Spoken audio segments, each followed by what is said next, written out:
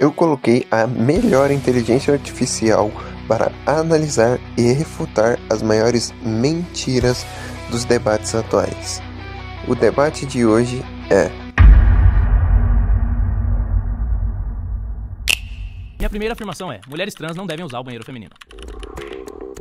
Porque é um ambiente de vulnerabilidade, um ambiente muitas vezes pouco frequentado, acaba sendo um ambiente de vulnerabilidade para mulheres, e pessoas podem, por meio do pretexto da autoidentificação, pessoas maliciosas, não necessariamente transexuais, podem usar desse espaço de vulnerabilidade para cometer violência contra mulheres. mulheres trans devem usar o banheiro feminino?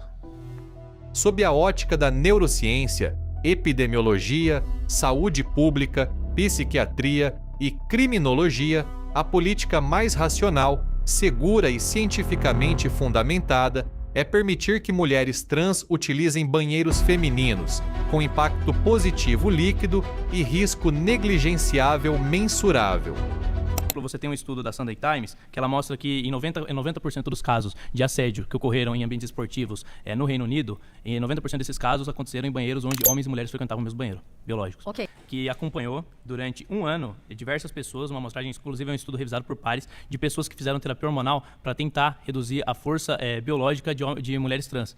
E nesse estudo, mesmo depois de um ano, a redução da massa muscular dessas mulheres trans foi de apenas 3%. Ou seja, mesmo as mulheres trans tendo feito terapias hormonais para reduzir a própria força biológica delas, elas continuaram sendo significativamente mais fortes do que mulheres. Então, isso é um fato biológico, atestado por estudos revisados por pares, na questão de opinião. Existem mesmo aumento de relatos? A mulher trans possui mais força que uma mulher cis? Não existem evidências científicas robustas que sustentem aumento de assédio, violência ou crimes sexuais associados à presença de mulheres trans. Em média populacional, mulheres trans apresentam maior força física do que mulheres cis, sobretudo se passaram pela puberdade masculina. Que o aborto não deveria ser legalizado. Eu entendo que a vida do ser humano ela é o bem mais precioso e ela é o bem mais importante. Por quê? Porque ela antecede os outros direitos. Eu só posso ter o direito à liberdade, eu só posso ter o direito à propriedade, por exemplo, caso eu tenha a minha vida garantida. Então, eu entendo que a vida é um bem tão precioso que nós devemos preservar ela desde antes do nascimento e depois. Quando um ser humano passa a ser considerado uma vida? Não existe um único ponto cientificamente absoluto que defina quando um ser humano passa a ser uma vida. O que existe são critérios distintos, cada um com fundamentação empírica e conceitual própria, biologicamente. A vida é contínua embriologicamente. Um novo organismo humano surge na fecundação, neurocientificamente. Consciência só é possível após aproximadamente 24 semanas, bioeticamente. O valor moral é gradual. Então é o seguinte, você está dizendo que o aborto não acontece de forma simples, que existe todo um procedimento para que aconteça o aborto. Mas o seu argumento, ele não prova que o aborto seja moralmente adequado. O meu ponto é o seguinte: abortar é imoral. Por questão? Você, a partir do momento que duas pessoas estão afirmando duas verdades antagônicas, não tem como as duas estarem certas. Alguém está errado e alguém está certo. Então esse papo... O aborto é realmente moral? Duas afirmações antagônicas podem estar certas? A moralidade do aborto é uma questão filosófica normativa, não uma questão científica empírica. Não existe evidência científica capaz de provar sua imoralidade, nem consenso bioético universal. Afirmações antagônicas podem ser simultaneamente válidas dentro de sistemas morais distintos. Concluindo, não precisa ficar com medo. A Associação Médica Brasileira, ela já constatou que mulheres que abortam, elas têm 65% mais chance de desenvolver depressão. Porque ela sofreu um trauma. Gerar na mulher. Esterilidade pode gerar diversos outros problemas psicológicos e, além disso, pode gerar morte. Agora só mulheres... Quais os riscos de um aborto? Quando realizado em ambiente médico adequado, o aborto é um procedimento tecnicamente seguro, com baixa taxa de complicações, risco inferior ao da gestação completa e sem impacto negativo comprovado na saúde mental ou fertilidade futura. A informação é: cotas raciais não deveriam existir. A cota racial, ela tem um problema que ela carrega que é muito complexo, que é a questão da discriminação. Por quê?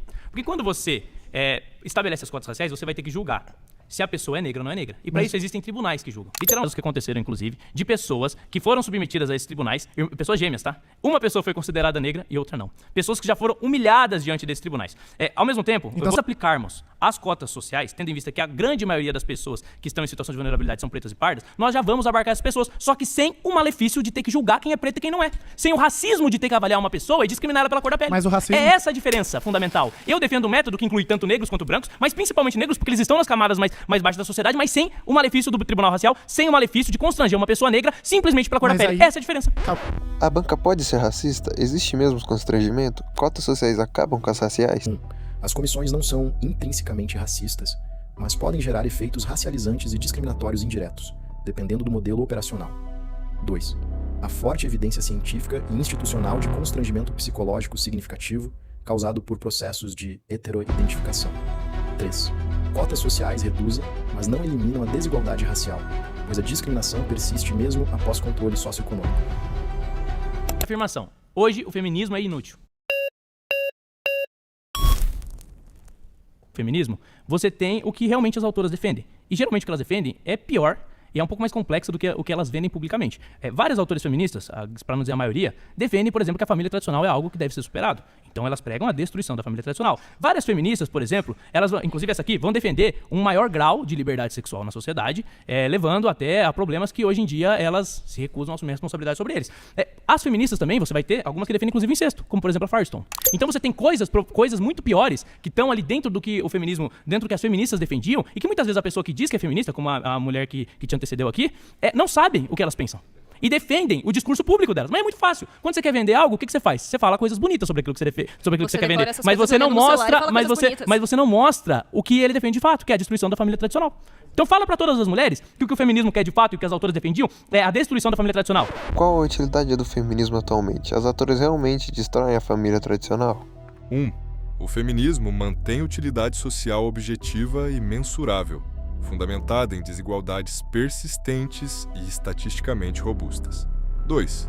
As principais autoras feministas não defendem a destruição da família, mas sim a transformação de modelos hierárquicos e assimétricos em estruturas igualitárias, cooperativas e baseadas em consentimento. A ideologia de gênero é prejudicial à sociedade.